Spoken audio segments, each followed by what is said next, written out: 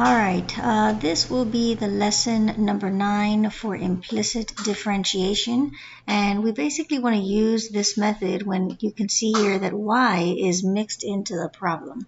Alright, so the way we derive such an equation is we use our power rule here. So we're going to go ahead and just do a power rule for 2x minus, this is going to give us 2y. But remember that anytime we get an equation where we have y equals whatever and we derive y, we're always going to put y prime equals and then whatever derivative we get. So anytime you derive y, you always want to attach that y prime. So we're going to go ahead and put y prime at the end of this derivative here. Remember, this is find dy dx, which basically means the derivative of y in terms of x, and that's why we do need to attach that y prime, or of course you can use this notation dy dx. All right, remember that either one is accepted on the AP exam. Equals, and then over here derivative of 16 is in fact 0, and we'll just isolate y prime. So I'm going to move 2x to the other side, and when I do that, I get negative 2y, y prime is equals to negative 2x. And if I divide both sides now by negative 2y, I'm going to get here that y prime is equals to, these negative 2's will cancel, just x over y. Okay, now what we want to do at this derivative is we actually want to plug in the 0.5 and negative 3. So I'm going to put a notation here, and this just means that I want to take this derivative and evaluate it at 5, negative 3.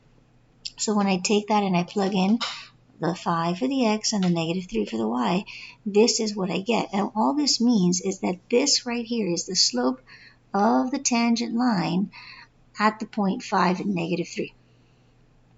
All right, let's bounce around and see some examples. So here's another question. This one, when we derive it, is going to require us to use the product rule. And so remember that the product rule is f prime g plus g prime of f. Okay, so as we derive this, we're going to take the derivative of x, which is just 1, times the y, plus, and then the derivative of y, which we get that y prime times the x. Okay, and so that's our product rule right there. Now we do know that this derivative of y is going to be y prime, and then this is going to equal to 0, the derivative of 9. Okay, so we can clean this up a little bit, but ultimately what we want to do here is isolate y prime. So we end up with y prime of x plus y prime equals to, let's just move this y to the other side, and we end up with, well, this statement here. Now I'm going to work on isolating the y prime. So that means y prime, factor that out, we end up with x plus 1 is equals to that negative y. And if we just divide both sides by x plus 1, we end up with dy dx, which is also known as y prime. Okay, so now that we know that the derivative is negative y over x plus 1 of this curve right here, what we want to do is we want to plug in the point 2, 3, which just gives us the slope of the tangent line at this given point right here. This is going to be negative 3 over 2 plus 1 is just going to give us 3, and we know that that should just give us negative 1. Okay, again, that just means that the slope of the tangent line is negative 1 at the given point here, 2, 3. All right, I'm going to keep bouncing around some different questions. I have this one labeled as number 5, but just a good example of a chain rule with implicit differentiation. So when we use a chain rule, remember it's derivative of the outside. We've copied the inside here, and then times the derivative of the inside. And so the derivative of the inside is just going to give us, let's see, 1 for the derivative of x, and the derivative of y is going to be y prime. Plus, now let me keep going here. This is the derivative of y, which should be y prime, and then we know that the derivative of 2 should be 0. Okay, so with this, we could work on isolating y prime, but you'll find that sometimes it might just be easier to take this whole equation and from right here, just go ahead and plug in the 0.01. Now, what does this do, and when can you do this? Well, you can only really start plugging in your particulars, I like to say, when you have derived implicitly, and you can see here that we did in fact derive both sides of the equation. Okay, so that's what makes this good. So if I were to plug in my 0 for x and my 1 for y,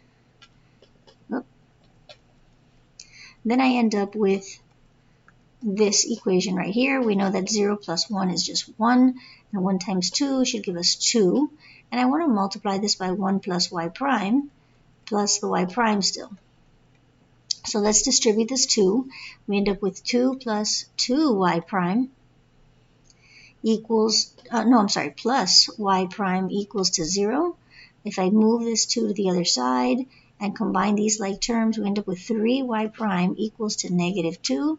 And then now dividing 3 to both sides, and we just get that y prime equals to negative 2/3. Now you might be wondering, hey, how come there's no variables here like the other ones? Remember, we already plugged in our x and y after we derived implicitly. So that's why we were able to obtain the actual slope of the tangent line, after we isolated the y prime here. Okay, let's see what else we got here. This question I like because it doesn't just ask us about the first derivative, it asks us for the second derivative. So a really good question here, and this was just going to add in some extra steps for some algebraic manipulation. All right, so power rule on this first term here, that's going to be 2x plus another power rule here, that's going to be 2y. Y prime equals to 0 because that's the derivative of 100. I'm going to work on isolating y prime. So I'm going to move this 2x to the other side, and I'm going to divide by 2y to both sides. And that leaves us with y prime equals to, we know that the 2's will cancel, just negative x over y. Okay, so this is good. This is our first derivative, but remember, we are asked to take the second derivative here. And so now we have to go a little bit further. So now when we go to derive this again, we're going to get the second derivative, right? And now when we go to derive this right side of the equation, this requires us to use a quotient rule, okay, in addition to implicit differentiation, because we can see that y is mixed up into the problem. So how would we use this using a quotient rule? Well, we know that the derivative of negative x is just negative 1 times y. Then we go here with minus. Now that the derivative of y is just y prime times this negative x. And we want to divide now by y squared. Okay, so that's our quotient rule. Here's the catch. If you have to do this on an FRQ on your AP exam, remember that you actually do in fact know what y prime is. We found that in the last step. So one of the really important things that students should have to do here is to plug in that y prime value right in there. Okay, so let's see what that looks like. Okay, now we do know that there's a lot of negatives here, right? So we got this negative y. Okay, we know that this is negative times a negative, that's going to make a positive, but we plug in this y prime, which is negative x over y, and so suddenly we turn that right back into a negative. So this becomes negative x over y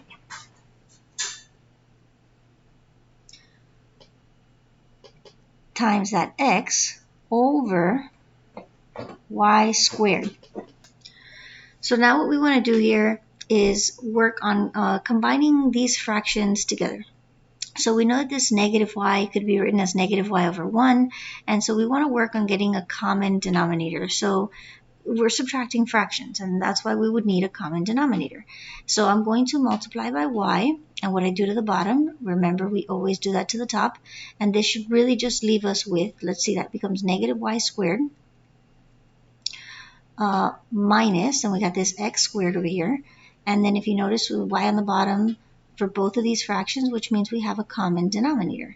Okay, since we're dividing by y squared, this is the same as y squared over 1, and now we can just do keep, change, flip, which means we are simplifying this fraction some more. So this is some good MCQ practice as well.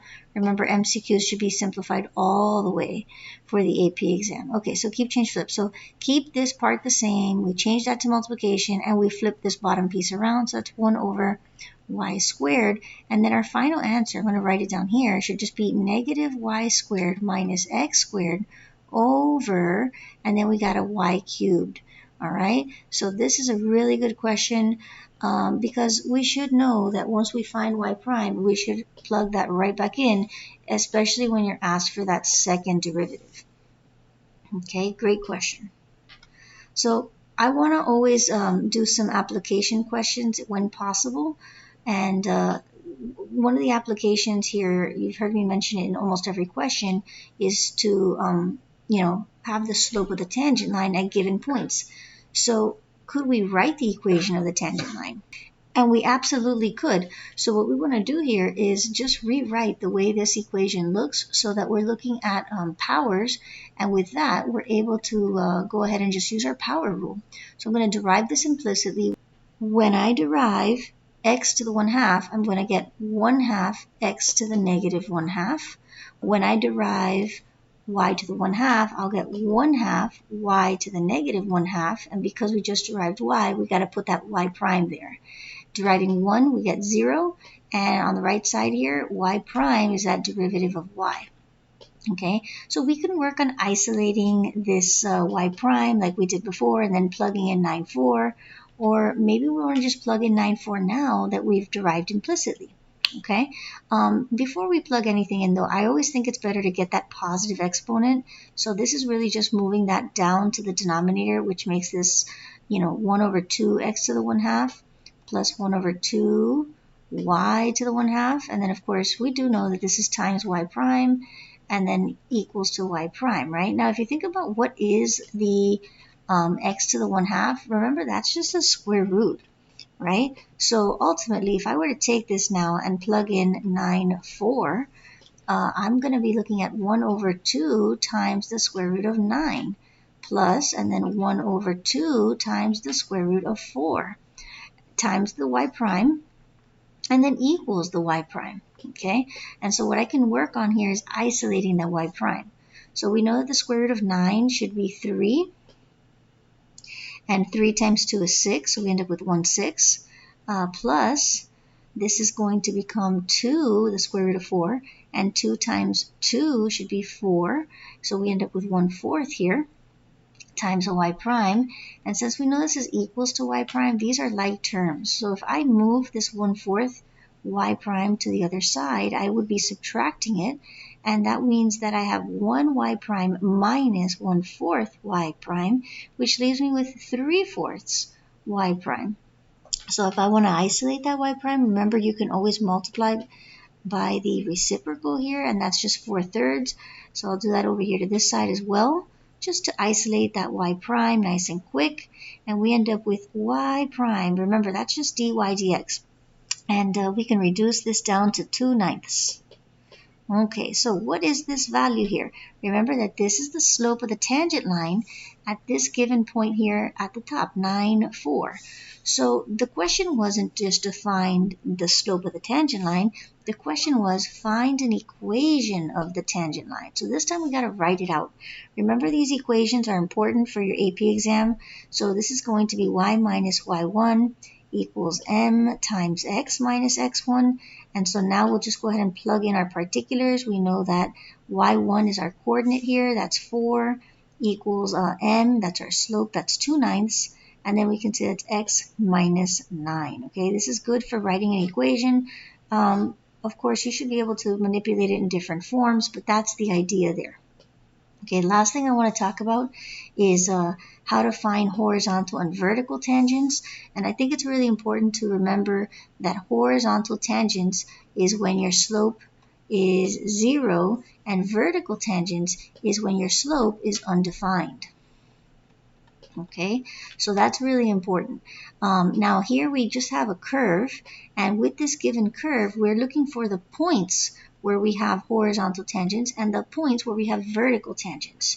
So either way, both of these scenarios are requiring us to find a slope. So the first step in this is to take the derivative. So I'm going to take the derivative of this curve, which should give me 50x plus 32y, y prime, plus 200 minus 160y prime equals to 0, because we know the derivative of 400 should be 0. Okay, and now my goal is to isolate the y prime. So I'm going to leave those on this left side here, and I'm going to move everything else to the other side. So that means minus 50x and minus a 200. Okay, if we factor out y prime from this, we're going to get 32y minus 160. And this is, of course, still equals to that negative 50x minus 200. And now I can divide by this 32y minus 160, and I can just divide that on both sides. Okay, so what's important here? Well, remember, we just found the derivative, right? What we just found was the formula to find the slope of the tangent line. Well, we're looking for where that slope is going to be 0. So we end up getting, let me write here, we end up finding horizontal tangents whenever your numerator is equals to 0, because 0 over whatever is always going to give us 0. Okay, so to find those values, I'm just going to say negative 50x minus 200 is equals to 0. Okay, set your numerator equals to 0. And now we're going to be looking for the x value. So this is negative 50x equals to 200 dividing by negative 50, x is equals to negative 4. Now what I want to do is I want to take this value of negative 4 and I want to plug it into the original curve. Okay, now it's kind of a long process, to be honest. Okay, so the original curve was this one all the way at the top here. It was given to us. Okay, so let's plug that in. Let's see what we're looking at. We got, let's do it right here. We got 25. Let's see, we know x is going to be negative 4 squared plus 16y squared plus 200 times negative 4 minus 160y plus 400 equals 0. Well, that's a mouthful. Okay, so let's do some arithmetic here, right? Let's see what we're looking at. Well, we know that 200 and negative 4 should be negative 800. Negative 4 squared is 16, and 16 times 25 should be 400. And so we end up with 400, 400, that's 800, but negative 800 here. So all these constants actually cancel out. Okay, that's actually pretty sweet because what we're looking at now is just 16y squared minus 160y is equals to 0. And if we factor out that 16y, we would get, let's see, y minus 10 equals to 0. And this gives me y equals 0. And this also gives me y equals 10, which tells me that I actually have horizontal tangents at 2 points. When x is negative 4, y is 0. But also, when x is negative 4, y is positive 10. Okay, so that's how you can find those horizontal tangents. All right, now how would we find vertical tangents? Good question, right?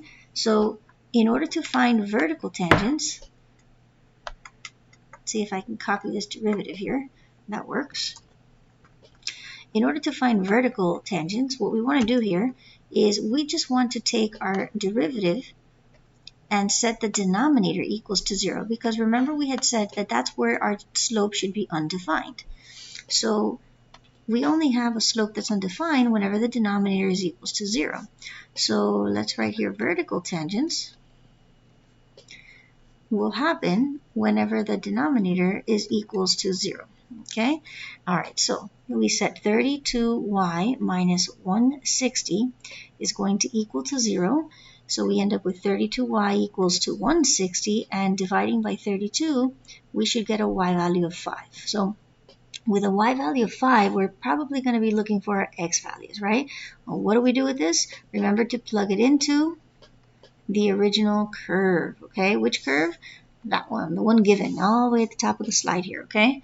So if we plug this y equals 5 in, we're almost starting from scratch, right? We end up with 25x squared plus 16 times 5 squared plus 200x minus 160 times 5 plus 400, and that's supposed to equal to 0. All right, let's see what we got. Well, here's another 5 squared is 25, and we saw this one in the last piece there, but 25 and 16, and we had said that that would give us 400. right? And so here we have 400, and here we have 400, and negative 160 times 5 is actually negative 800. So all these constants, once again, will cancel out, which is pretty cool, and we end up with 25x squared plus 200x is actually equals to 0. All right, taking out that common factor of 25x, we end up with just x plus 8 equals to 0. And then this gives me x equals 0 right here, that 25x. And then x plus 8 should give me x equals negative 8. So what this does here is it gives me the 2 points where I have vertical tangents with this curve. So that happens when x is 0. We only know that y is 5. But it also happens when x is negative 8. Our y value there should be 5. Okay, so this is how you'll find your vertical tangents. All right, and that pretty much wraps up my my lesson on implicit differentiation. Hope it wasn't too bad. Remember that if you you like my videos and you find them informative, make sure that you subscribe to the channel so you can see all the new videos that get uploaded over time.